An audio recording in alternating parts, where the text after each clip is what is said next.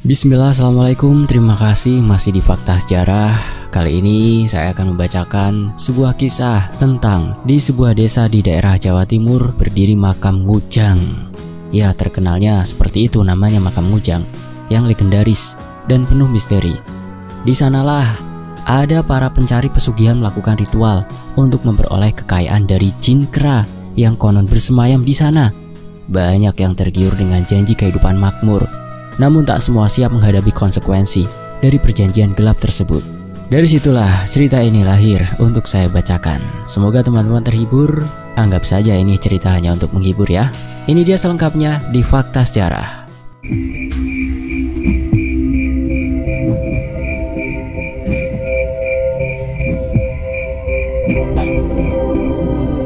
Sebut saja namanya Parmo. Duduk sendirian di lincak bambu di depan rumahnya, memandangi bintang-bintang di langit malam yang terasa hampa. Pikiran dan perasaannya campur aduk. Ia merasa terpukul. Sawahnya hampir gagal panen lagi tahun ini. Utangnya menumpuk dan keperluan sehari-hari kian mendesak. Seakan hidupnya terus-menerus dirundung sialan yang tak berujung.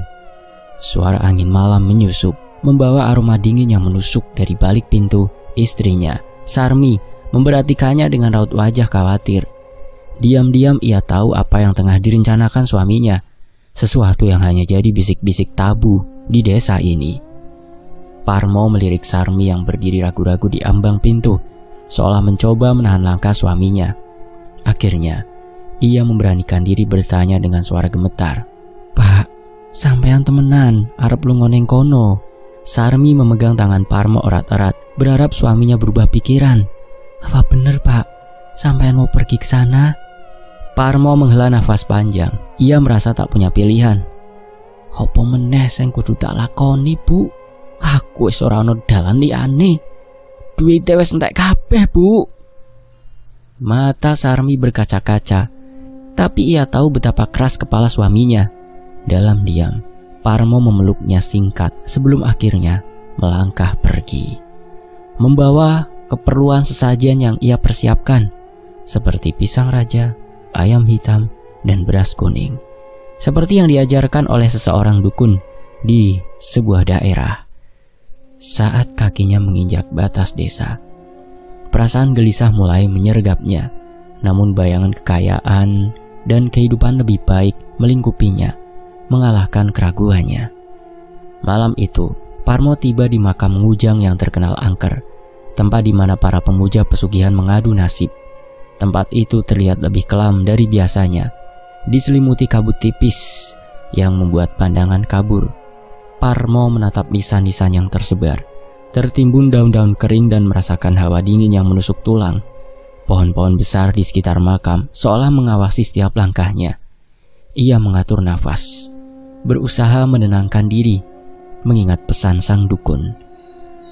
Ia pun mulai menata sesajen yang ia bawa, menyusun pisang raja, ayam hitam, dan beras kuning di atas kain putih, lalu menundukkan kepala, memulai doa yang diiringi mantra kuno. Waktu berlalu tanpa terasa, dan udara malam semakin mencekam. Tubuh Parmo bergetar ketika angin berembus kencang di sekitar punden tempat ia duduk, menggerakkan dedaunan di sekitarnya, dan menimbulkan suara gemerisik yang semakin keras. Menjelang tengah malam, dari balik pepohonan terdengar suara cekikikan samar yang semakin lama semakin dekat. Parmo terdiam, menajamkan telinganya.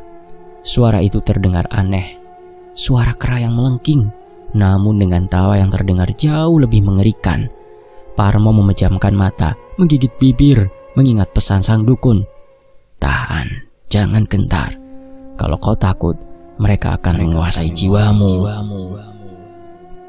Parmo menggenggam tangannya erat, berusaha menahan diri. Namun, suara itu semakin dekat, disusul oleh bayangan hitam besar yang berkelebat di hadapannya. Dalam kegelapan, sosok itu tampak samar, namun jelas besar, jauh lebih besar dari manusia. Dengan mata merah menyala, menatapnya lurus. Parmo merasakan bulu kuduknya berdiri, tetapi ia memaksakan diri untuk tidak bergerak, bahkan menahan nafas. Mata merah itu mengawasi Parmo, seolah menilai apakah ia layak untuk menerima kekayaan atau hanya akan menjadi tumbal. Sudah 3 malam berturut-turut Parmo kembali ke makam Ngujang, membawa sesajen dan duduk dalam sunyi, menunggu makhluk yang disebut-sebut dukun itu. Malam itu, ia kembali lagi saat bulan purnama bersinar dengan cahaya keperakan yang anehnya terasa lebih gelap.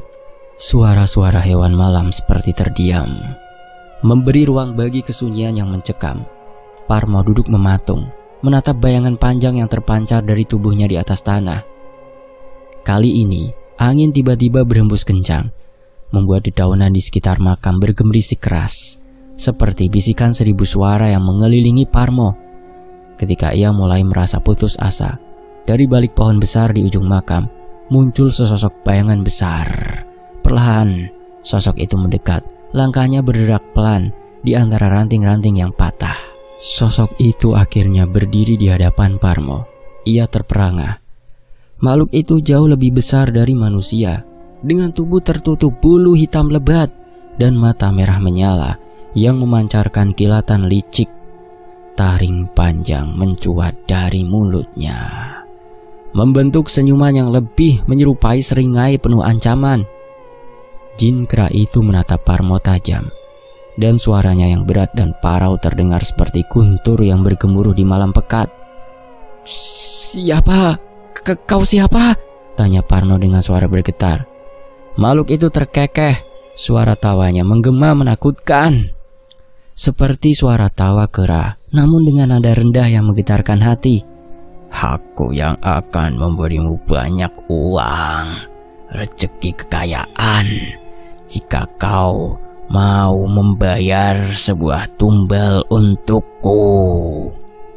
Parmo terdiam, jantungnya berdebar keras di dadanya. Di antara ketakutan dan keinginan yang menguasai hatinya, ia merasakan hawa panas yang membuat tengkuknya merinding. Tanpa sadar, ia mengangguk. Meski ia tak tahu tumbal apa yang harus dia lakukan untuk sebuah pengorbanan. Jin kera itu pun tersenyum puas. Tangan besarnya terulur ke arah Parmo. Cakar-cakarnya tampak tajam dan kotor, seperti tak pernah tersentuh air. Saat tangannya mendekat, Parmo merasa suhu udara sekitarnya turun drastis. Dingin menggigit, seolah-olah semua energi terserap oleh makhluk itu. Jin kera menggeram pelan, lalu berkata, "Saben wulan purnama, kowe kudu teko ning kene karo tumbal ayam ireng lan sesajen liyane sing tak karepke." Parmo menelan ludah yang katanya setiap bulan purnama Parmo harus datang ke tempat ini, tempat ritualnya dengan tumbal ayam hitam dan sesajen lainnya yang diminta oleh sosok itu. Tubuh Parmo terasa lemas mendengar permintaan itu. Namun dalam hatinya, ia sudah memutuskan untuk melanjutkan perjanjian ini demi keluarganya, demi kehidupan yang lebih baik. Ia bersedia menyerahkan apapun yang diminta. Jin kera mendekat lebih lagi hingga wajah mereka hampir bersentuhan. Ia menatap lurus ke dalam mata Parmo, dan tiba-tiba Parmo merasa pandangannya berputar. Ia terjebak dalam mata merah menyala itu, seperti tersedot ke dalam kegelapan tak berujung yang seolah-olah mengisap habis jiwanya. Dalam pandangan yang memudar, Parmo melihat bayangan-bayangan lain yang mengerikan, sosok-sosok menakutkan yang seakan muncul dari kegelapan dan menatapnya dengan tatapan kosong, seakan memperingatkan tentang nasib yang mungkin akan menimpanya nanti. Seketika, Parmo merasa tengguknya dicengkram oleh sesuatu yang dingin dan kasar. Ia bergidik, namun tubuhnya tak bisa bergerak. Jin itu berbisik di telinganya dengan suara yang begitu dingin hingga nafasnya berhenti sejenak. "Rego iki larang, sugih iku nyawa. Yen kowe ora menepati janjimu, nyawamu sing bakal tak jaluk." Seketika tubuh Parmo bergetar. Bayangan kera itu memudar dalam kabut pekat, meninggalkan keheningan yang membuat dada Parmo sesak. Angin kembali berhembus kencang, membuyarkan rasa dingin yang seolah menusuk tulang. Parmo hanya bisa tertegun, memegang jantungnya yang berdegup kencang. Sementara ia sadar bahwa kehidupannya baru saja berubah, dan kini ia tak lagi berjalan di atas tanah yang sama.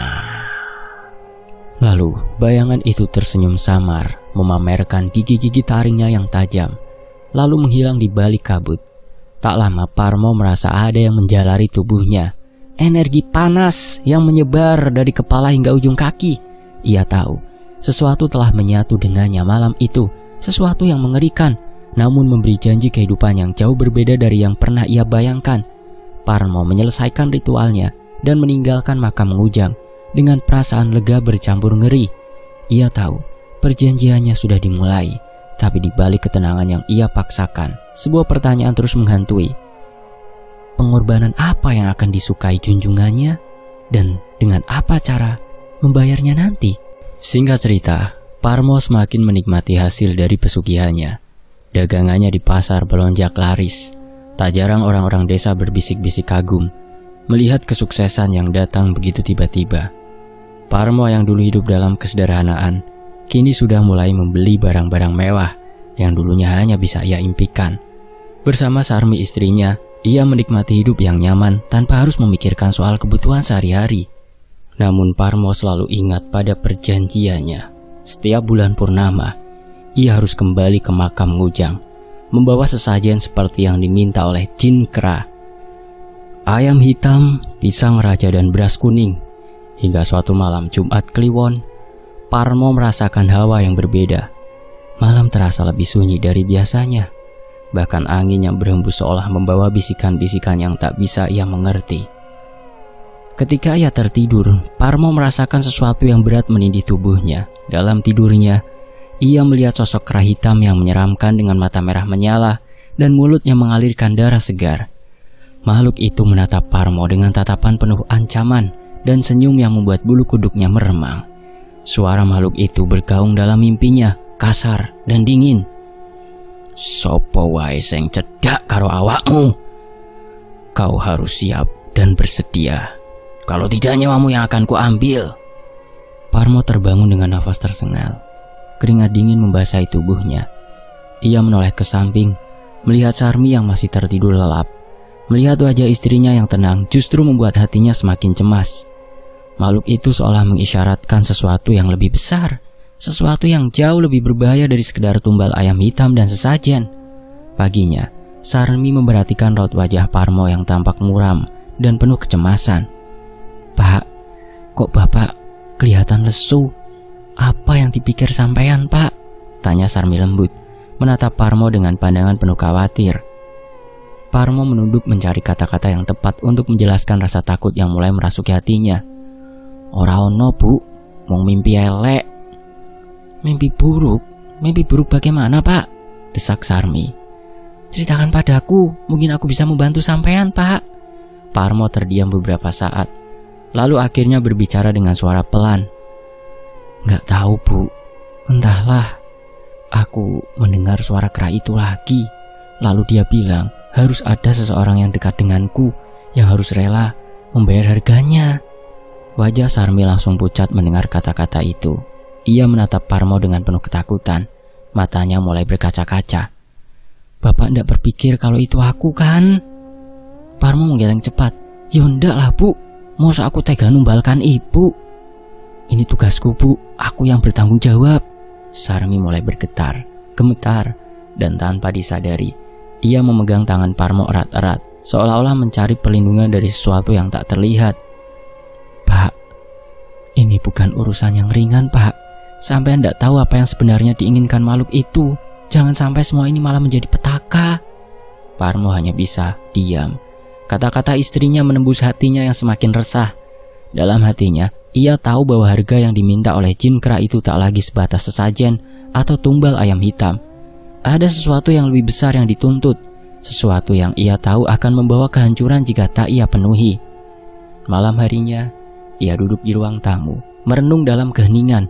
Ia memandang sekitar, melihat foto-foto keluarganya yang terpajang di dinding. Dalam keheningan itu, tiba-tiba terdengar suara berat yang berbisik di telinganya, padahal tak ada siapapun di sekitarnya. "Waktune sudah dekat, Parmo. Kau harus membuat pilihan. Kau kudu gawe pilihan." Parmo tersentak, tubuhnya gemetar mendengar suara itu. Ia tahu, apapun pilihan yang ia buat, hidupnya tak akan pernah sama lagi. Di lain waktu, Parmo juga mulai dihantui bayangan-bayangan gelap yang menebar teror di setiap sudut rumahnya. Malam itu saat angin berdesir pelan membawa hawa dingin yang merasuk ke tulang, Parmo duduk sendirian di ruang tamu. Lampu remang-remang yang biasa menenangkan hati, kali ini terasa mencekam. Pandangannya menerawang ke arah jendela. Ketika tiba-tiba ia melihat bayangan hitam bergerak cepat di halaman luar. Bayangan itu tinggi besar, tubuhnya berlapis bulu hitam lebat, dan wajahnya samar-samar tampak seperti kera dengan mata merah menyala. Ia menatap lurus ke arah Parmo. Parmo terkesiap, tubuhnya seakan membeku saat makhluk itu menyeringai, memperlihatkan deretan gigi tajam yang tak biasa. "Opo iki bener sing tak karepke?" bisik Parmo pada dirinya sendiri, mencoba menenangkan dirinya. Namun getaran di suaranya menunjukkan ketakutan yang ia rasakan. Tanpa peringatan, sosok itu tiba-tiba lenyap dari pandangan Parmo, membuat suasana sekitar hening. Namun ketika Parmo berbalik untuk memeriksa pintu belakang, sosok tersebut muncul kembali tepat di belakangnya dengan suara menggelegar. Parmo melompat mundur, merasakan darahnya berhenti mengalir sejenak, seakan nyawanya nyaris tercabut. Jantungnya berdebar keras, nafasnya memburu. Parmo menelan ludah, berusaha mengumpulkan keberanian untuk menatap ke arah sosok itu. Namun, begitu ia membuka mata, makhluk itu telah menghilang menyisakan ketakutan yang menguasai seisi ruangan. Keringat dingin membasahi wajah Parmo ketika ia mencoba meyakinkan dirinya bahwa semua itu hanyalah imajinasi. Namun di malam berikutnya, bayangan itu kembali lagi. Kali ini ia mendengar suara langkah-langkah berat di luar kamar tidurnya. Semakin lama semakin dekat. Parmo dan Sarmi yang tertidur di sampingnya tiba-tiba terbangun ketika mendengar suara cekikikan mengerikan yang bergema di seluruh ruangan. "Bu, sampean dengar suara itu, Bu?" tanya Parmo sambil memeluk Sarmi erat-erat. Tubuhnya bergetar hebat. Sarmi mengangguk cepat dengan wajah pucat pasi, matanya membelalak penuh ketakutan. Mereka berdua duduk terpaku, tak mampu bergerak ketika suara itu semakin jelas di luar pintu kamar. Tiba-tiba pintu kamar berderit terbuka perlahan, menciptakan suara seram yang memecah keheningan, seolah dihantam angin dingin. Tubuh Parmo kaku saat melihat bayangan hitam yang semakin jelas. Sosok kera itu berdiri di ambang pintu, menatap mereka dengan senyum licik dan mata yang penuh dengan ancaman. Dan ancaman kali ini, giginya yang tajam berkilauan di bawah cahaya bulan ditunjukkan, dan darah merah menetes dari sudut mulutnya. Makhluk itu mengangkat tangan yang berbulu lebat dan menunjuk langsung ke arah Parmo.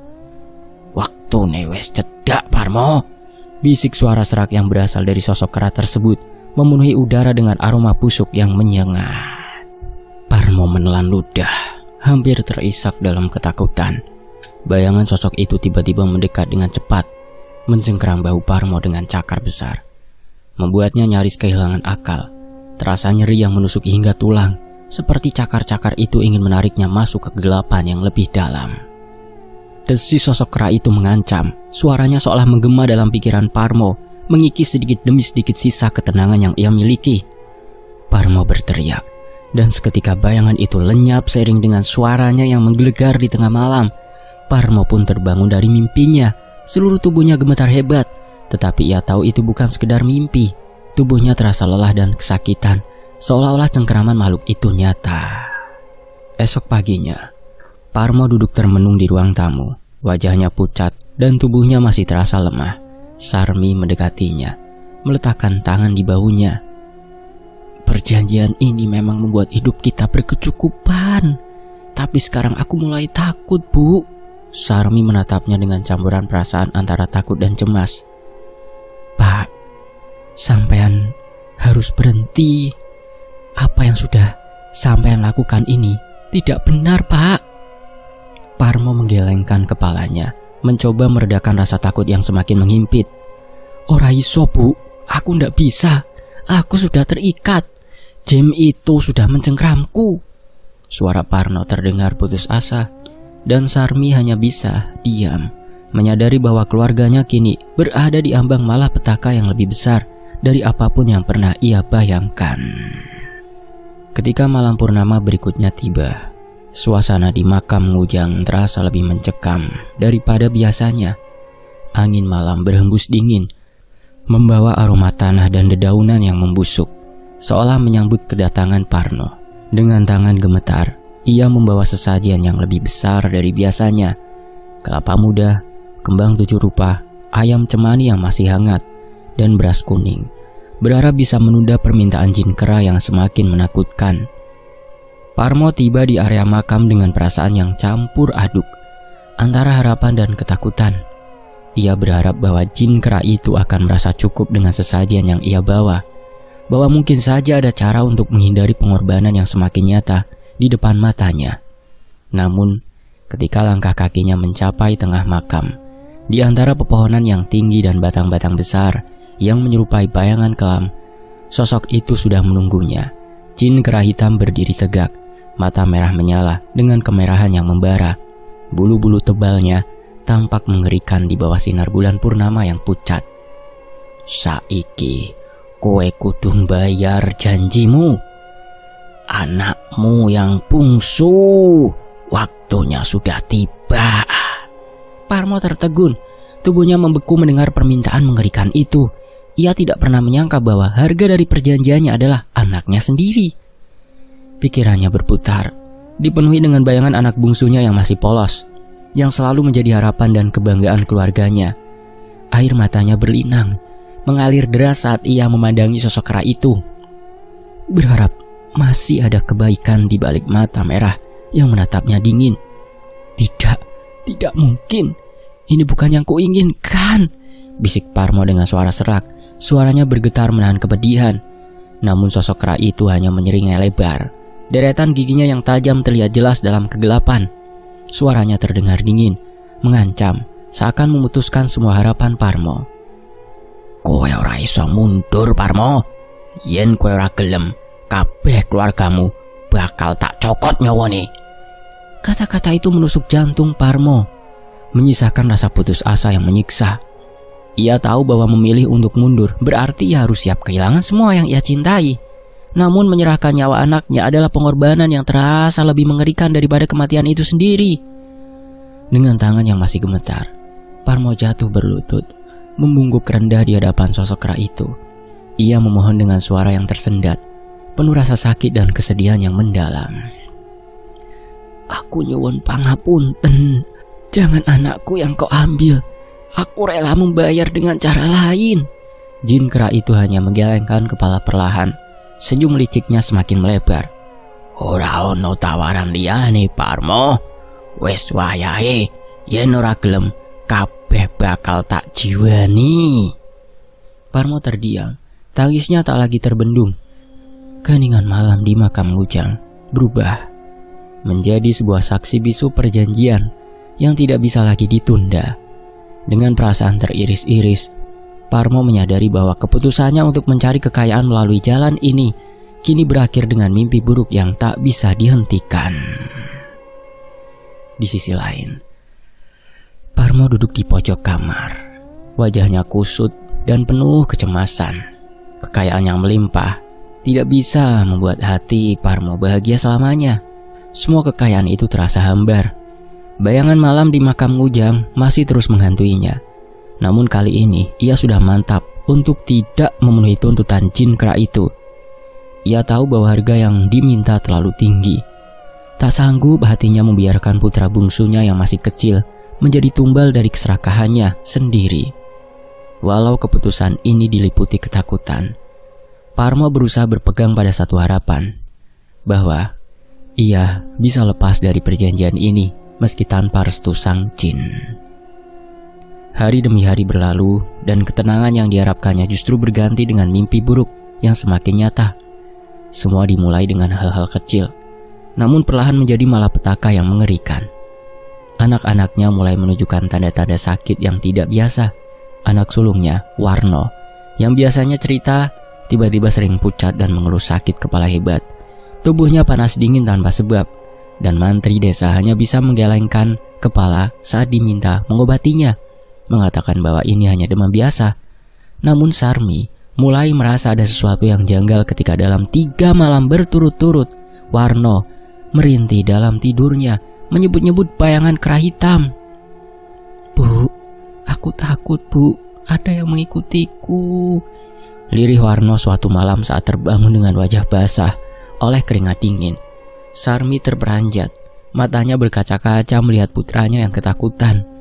Ia langsung menoleh ke Parmo, berharap sang suami bisa menenangkan Warno. Namun Parmo hanya duduk diam, wajahnya pucat, menyadari bahwa kutukan itu telah dimulai. Tidak hanya Warno, anak bungsu mereka yang masih berusia 7 tahun juga mulai menunjukkan gejalanya yang sama. Anak itu mengalami demam tinggi dan sering terbangun di malam hari dengan mata terbelalak ketakutan. Suatu malam ketika Sarmi mencoba menenangkan anaknya yang berteriak-teriak dalam tidurnya, Parmo mendengar suara yang lebih dalam dari kamar mereka. Suara yang bukan milik anak mereka.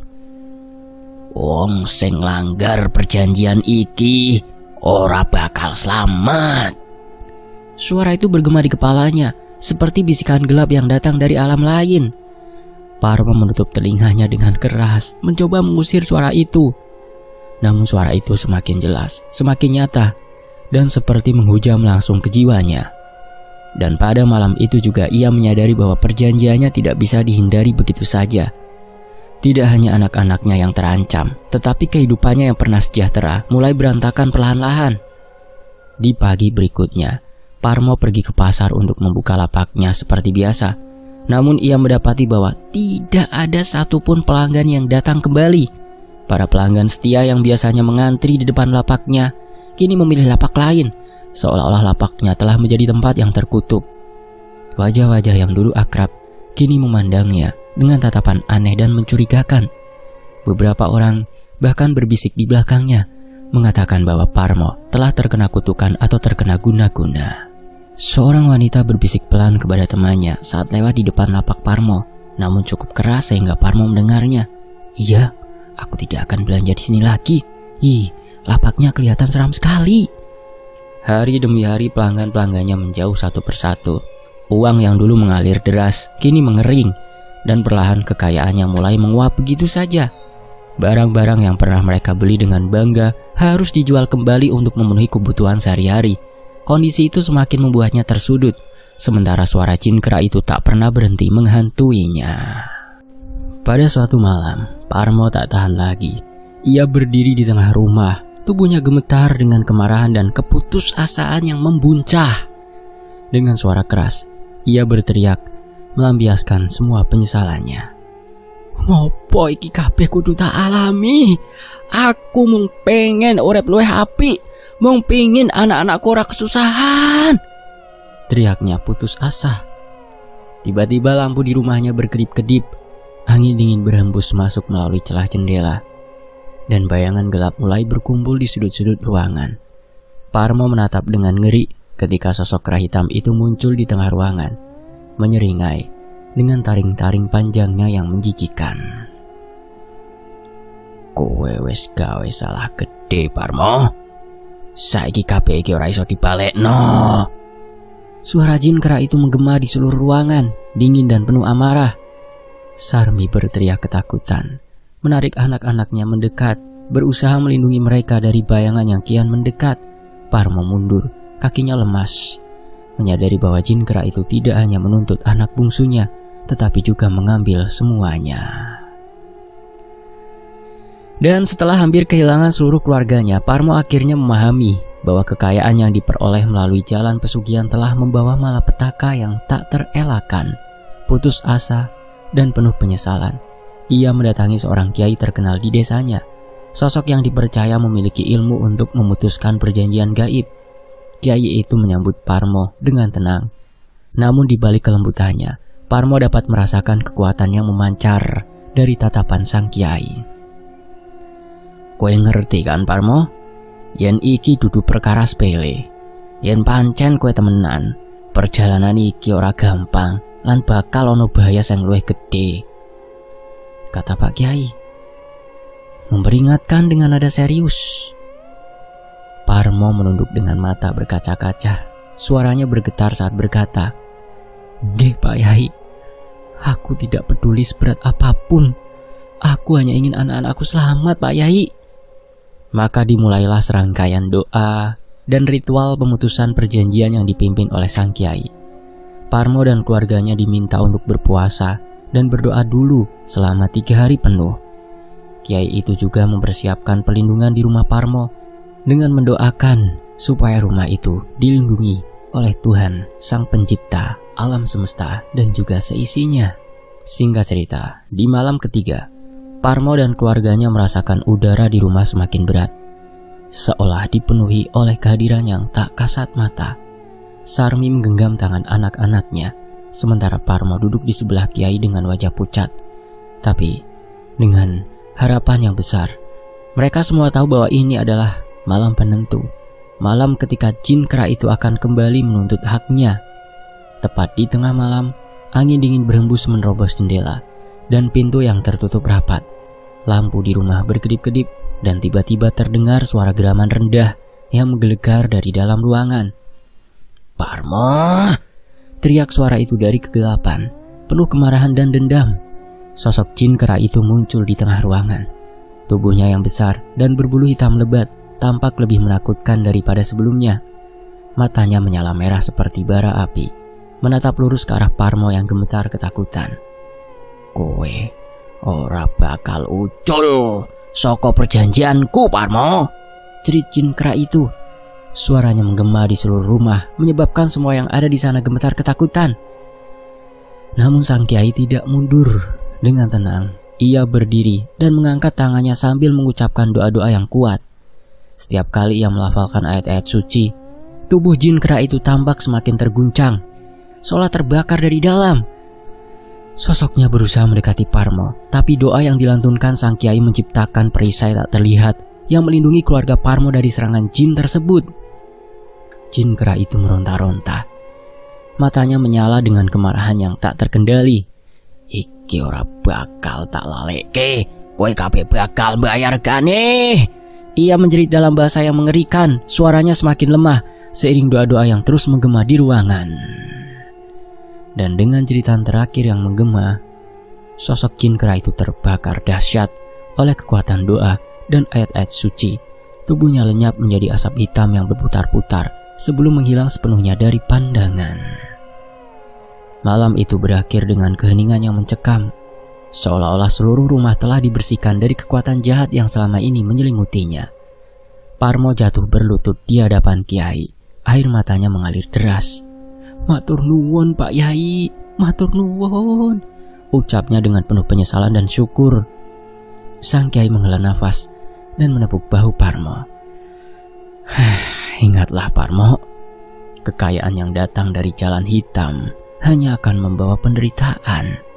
Berdoa dan bersyukurlah atas apa yang kau miliki sekarang, dan jangan pernah tergoda lagi oleh janji-janji kosong yang penuh bahaya." Parmo mengangguk, menyadari bahwa ia telah menerima pelajaran yang amat mahal. Kini, dengan keluarganya yang aman di sisinya, Parmo bertekad untuk hidup sederhana dan tidak lagi mencari jalan pintas, meski harus memulai dari nol. Parmo merasa bahwa ia telah mendapat kesempatan kedua, kesempatan untuk hidup dengan tenang, tanpa bayang-bayang kutukan yang selalu mengancam. Pelajaran pahit itu tak akan pernah ia lupakan, bahwa di balik setiap kemewahan yang datang tiba-tiba selalu ada harga yang tak terduga. Setelah semua yang dialami dan hilang darinya, Parmo akhirnya menemukan jalan kembali kepada Sang Pencipta. Kini ia hidup sederhana di sebuah rumah kecil, jauh dari kemewahan yang dulu sempat ia genggam. Tak ada lagi barang-barang berkilauan atau usaha yang menarik perhatian orang. Hanya usaha kecil di pasar yang cukup untuk menyambung hidup sehari-hari. Namun, meskipun harta bendanya jauh berkurang, Parmo merasa bahwa ketenangan dan kedamaian yang ia dapatkan sekarang jauh lebih berharga daripada semua kekayaan yang pernah ia miliki. Setiap pagi, ia bangun dengan hati yang tenang, bersyukur atas keberadaan keluarganya yang kini sehat, dan selalu mengingatkan diri untuk tidak tergoda kembali oleh janji-janji duniawi yang kosong. Sarmi yang setia mendampinginya sering melihat perubahan besar dalam diri suaminya. Parmo kini lebih banyak beribadah, dan setiap malam Jumat ia mengadakan doa bersama keluarga untuk memohon perlindungan dan bimbingan agar tidak lagi tergelincir ke dalam kegelapan. Cerita Parmo menjadi peringatan bagi penduduk desa. Kisahnya menjadi bahan bisik-bisik di kalangan orang-orang yang penasaran. Mereka sadar bahwa segala sesuatu yang datang dengan cara instan, terutama melalui jalan pesugihan atau perjanjian gelap, hanya membawa kesengsaraan. Pesan itu tersebar bahwa harta yang diperoleh tanpa usaha atau berkah ilahi hanya akan membawa malapetaka yang lebih besar. Dan begitulah akhir perjalanan Parmo, dari keserakahan menuju penyesalan dan akhirnya menuju kesadaran dan keikhlasan. Dari sini ia belajar bahwa kebahagiaan sejati bukanlah tentang seberapa banyak yang dimiliki, tetapi tentang seberapa tenang dan damainya hati. Fakta Sejarah pamit, sampai jumpa di kisah lainnya. Wassalamualaikum, tetapi Fakta Sejarah